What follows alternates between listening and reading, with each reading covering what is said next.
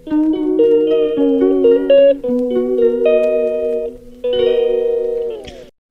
Everyone, কেমন আছো তোমরা সবাই? আশা করি তোমরা সবাই খুব ভালো আছো, আমরাও খুব ভালো আছি। তো আজকে ব্লগটি হচ্ছে লক্ষ্মী পুজোর দিন। লক্ষ্মী পুজোর দিন কীভাবে আমাদের সারাটা দিন কাটলো, চলো তোমাদের সাথে সেই গল্পটাই করি। তো আজকে উঠতে উঠতে একটু দেরি হয়ে গেছে, ভেবেছিলাম তাড়াতাড়ি উঠবো, কিন্তু ওই যে গতকাল রাতে ভিডিও দেখতে দেখতে অনেকটা রাত হয়ে গেছিলো। তো আমি উঠে এই যে এই ঘরটা পরিষ্কার করে মুছে নিচ্ছি, তার কারণ হচ্ছে এই ঘরেই তো পুজো হবে। এবার আমি এর জন্য এই ঘরটা ভালো করে মুছে নিচ্ছি। আর বাবাও তো বাজার থেকে নারকেল কিনে নিয়ে চলে এসেছে। এই নারকেলগুলো এখন বাবা ফাটিয়ে দেবে, তারপরে আমি এগুলো কুড়িয়ে নেবো। তার কারণ হচ্ছে আজকে আমরা নাড়ু বানাবো। বাবা বলেছিল গতকাল যে চলো নাড়ুটা বানিয়ে নিই। আমি আর মাই বারণ করলাম যে করতে হবে না, নাড়ু বানিয়ে রাখতে হবে না, আমরা পুজোর দিন বানিয়ে নেবো। কিন্তু ভাবছি এখন এটাই চাপ হয়ে গেল। তো যাই হোক, ঠাকুরের নাম করে নিই, সব উতরে যাবে। আর এই দিক থেকে না আমি অনলাইন থেকে কিছু জিনিস অর্ডার করেছিলাম, সেইগুলোও চলে এসেছে। তো এইগুলো ডেকোরেশনের কাজে লাগাবো। তো কী কী এসছে সেটা আমি তোমাদের মিনি ব্লগে শেয়ার করে দেবো, আর এখানে সেটাই সাজাবো। আর এখানে মা বলেছিল একটা ছোটো করে আলপনা দিতে, আমি যেমন পেয়েছি তেমন দিয়ে দিয়েছি। আর মাও এখানে নাড়ুর পাকটা করে দিয়েছে। এবার আমি আর মা মিলে চলো নাড়ুগুলো বানিয়ে নিই। আর পাকটা সত্যি খুব ভালো এসেছিলো, তো নাড়ুগুলোও খুব সুন্দর হচ্ছিলো বানানো। তো আর খুব না গরম ছিল জানো, গোল কিছুতেই করতে পারছিলাম না, এত গরম ছিল। কিন্তু যাই হোক, আমি আর আমার মা মিলে সব কটা নাড়ু ভালো মতো গোল করে দেখো গোল করে করে নিয়েছি। তো নাড়ুগুলো করবার পর এবার আমাকে না ওই ডেকোরেশনের জায়গাটা ঠিক করতে হবে যেখানে ঠাকুরকে বসাবে। তার কারণ হচ্ছে 5টার মধ্যে ব্রাহ্মণ চলে আসবে পুজো করতে।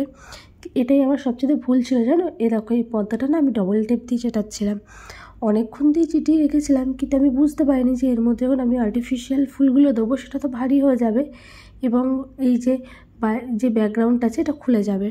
তারপর আমি সুতো দিয়ে ভালো মতো এখানটা একদম বেঁধে দিয়েছি, কিন্তু ভুল কোথায় হয়েছে দেখবে, এই দেখো যখন ডবল টেপটা ছেঁড়ে গেছে তখন না এই রঙটা অনেকটা উঠে গেছে। আর এইদিকে মা সুজি করে নিয়েছে, এদিকে খিচুড়ি করছে, নাড়ু হয়ে গেছে, আর ওখানে ময়দা মাখা রয়েছে। তো চলো, মা তো ময়দা মেখে ঠেকে রেখে দিয়েছি, এবার আমি সুন্দর করে লুচিগুলো বেলে দিই। আমার আবার লুচি কিছুতে গোল হয় না, যেমন হবে হবে, মা বলছে যা হবে হবে তুই তাই কর। তো এখানে আমি লুচিগুলো বেলতে নিয়েছিলাম, সেই সময় আমার শাশুড়ি মা চলে আসেন।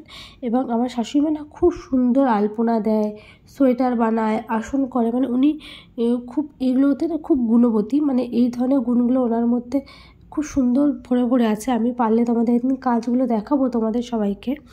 তো চলো লুচিগুলো বেলে নিই। আর এদিকে আমার শাশুড়ি মা দেখো কি সুন্দরভাবে আলপনা দিয়েছে, গোটা ঘর একদম আলপনা দিয়েছে, এই দেখো।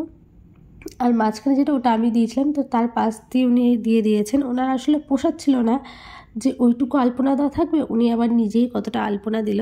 আর এইদিকে তারপরে যে ফল কাটতে বসে পড়েছে, তার কারণ যে 5টার মধ্যে তো পুজো করতে আসবে, তখন অলরেডি 3:30 বেশি বেজে গিয়েছিল।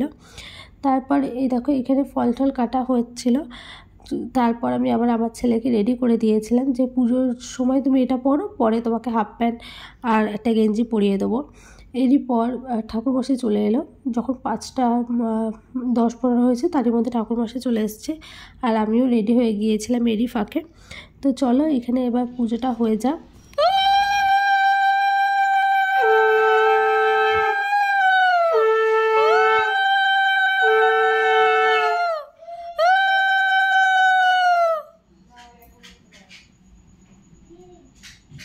আর এই দেখো আমার ননি যেই দেখেছে ভিডিও করছে মুখটা লোকাচ্ছে দেখো কীভাবে। তো এই যে এইখানে পুজো প্রায় শেষ পর্যায়ে রয়েছে। তবে পুজো হয়ে যাওয়ার পর আমাকে এই যে মা ভোগ দিয়ে দিলেন, তার কারণ যে আমি সকাল থেকে তো উপোস রয়েছি। এবার মা বললে যে ভোগটা খেয়ে নাও, খেয়ে উপোসটা ভাঙো। আর এরই মধ্যে আবার আমার বর চলে এসেছে, তো সেও প্রসাদ খাচ্ছে, আর পাশে আমার শাশুড়িমা বসে রয়েছে। তো এইভাবেই আমাদের কাটলো লক্ষ্মী পুজোর দিনটা। পরের দিনও অনেক কিছু হয়েছে, তো সেটা আমি পরের ব্লগে তোমাদের সাথে শেয়ার করব। তো ব্লগটা কেমন লাগলো অবশ্যই জানিও। বাই।